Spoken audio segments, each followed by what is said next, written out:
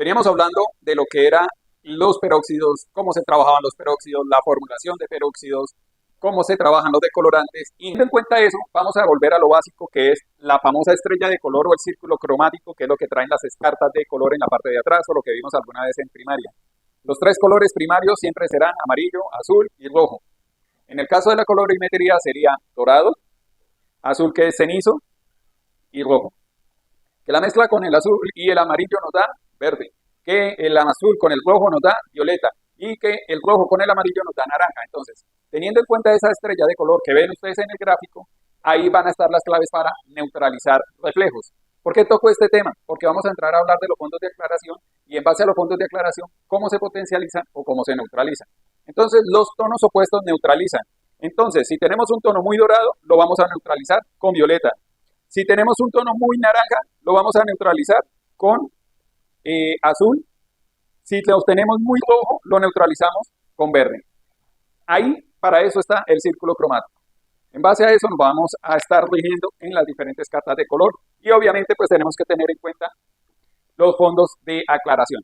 Teniendo en cuenta la estrella de color y el tema así muy rapidito, vamos ahora sí a aclarar o a sacar las dudas de lo que son los famosos fondos de aclaración, fondos residuales, color residual.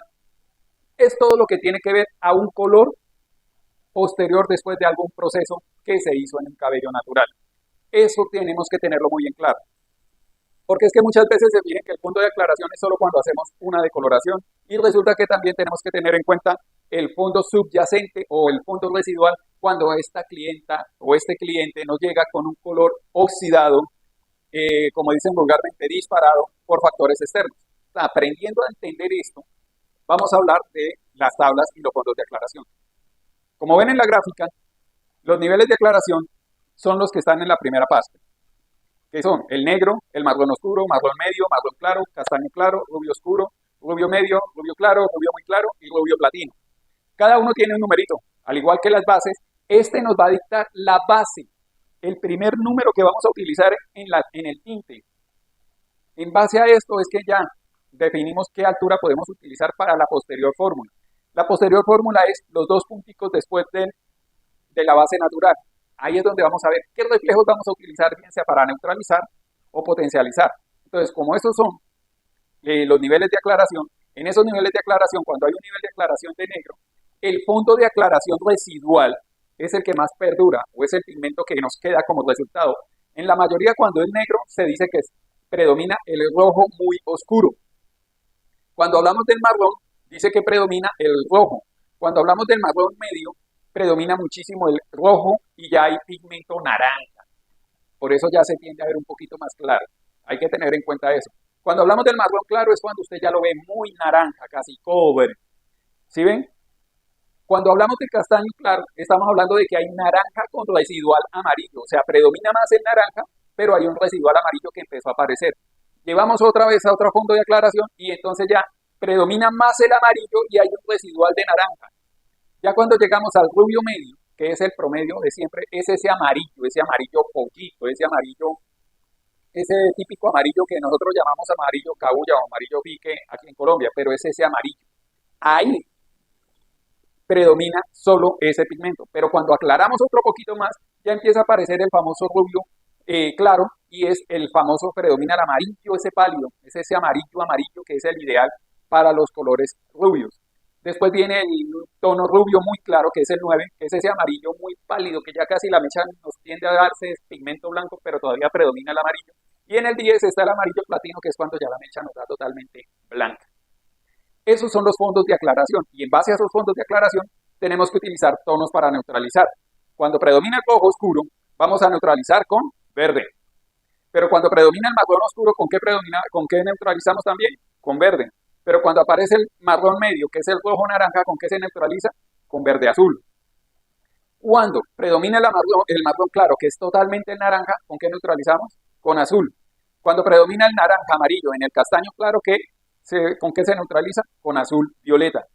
Cuando aparece el amarillo naranja o el amarillo, nos vamos solo con violeta. ¿Por qué? Porque en el amarillo naranja predomina más el amarillo que el residual naranja. Y cuando está el neto amarillo, nos vamos con violeta.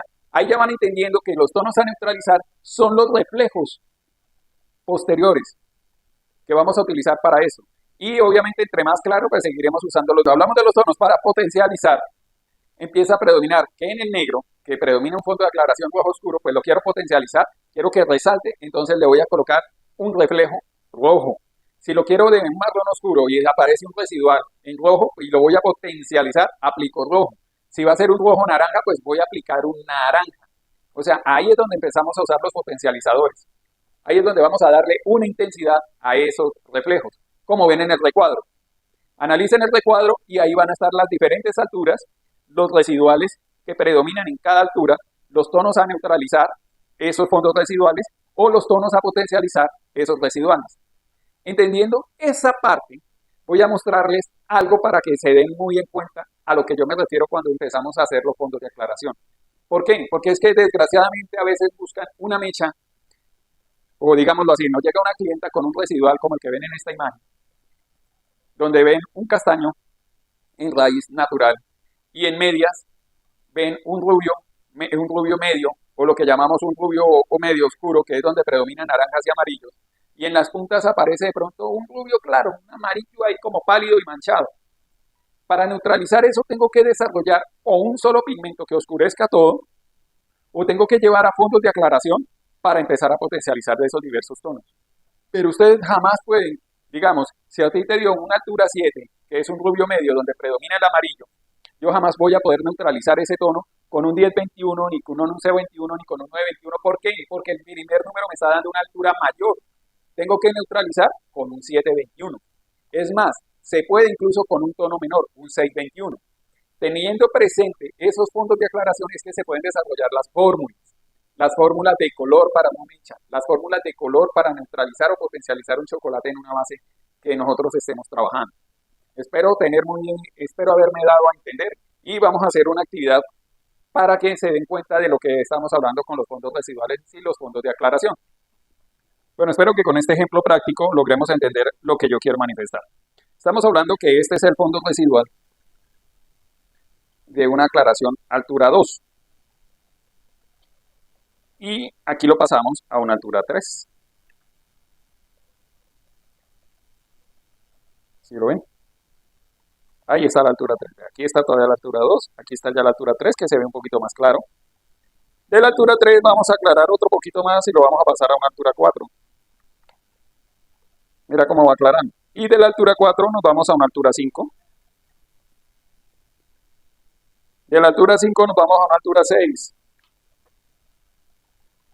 De la altura 6 nos vamos a una altura 7, mírala. Y aquí empiezan los cambios dramáticos, ¿sí ven? Eso es lo que jugamos con los fondos de aclaración. Entre más claro, aquí ya hay una altura 8. Aquí ya hay una altura 9. Y aquí que hay una altura 10. Es casi blanco.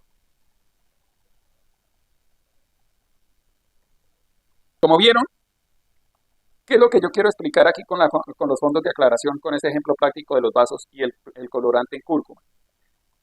Que el primero, que era el fondo de aclaración más oscuro, miraron, aquí está, casi un negro, pero predomina mucho el rojo. Aquí ya estamos hablando de un tono 2, donde está el marrón, y predomina también mucho el rojo. Aquí ya estamos en un 3, donde empieza ya a aparecer, donde ya empieza a aparecer el pigmento naranja, rojo naranja, mirad. Si lo ves, ahí aparece el rojo naranja. Después entramos a una altura 4. En la altura 4 ya empieza a predominar más el naranja rojo. ¿Sí ves? Naranja rojo. Pero entramos a una altura 5. En la altura 5, ¿qué nos predomina? Naranja, míralo. Solo naranja. Y si nos vamos a una altura 6, ¿qué empieza a predominar? El naranja, pero ya empiezan a aparecer residuales amarillos, míralos. Y si nos vamos al 7, ya empezó a aparecer netamente el amarillo. Y si nos vamos al 9, míralo acá, un fondo muy residual, muy suave. Y si nos vamos al 10, totalmente claro. Espero que la parte didáctica haya sido lo suficientemente dinámica y que haya aportado lo que realmente estaba buscando explicar con los fondos de aclaración. Nos vemos para una próxima clase. Ya saben, a través de los comentarios pueden hacer todas las preguntas, inquietudes, compartan a todas las personas que ustedes conocen, que se mueven en el medio y que creen que pueden servirles este tipo de información. Para aquellos que quieren estudiar colorimetría, vayan empapándose de esto.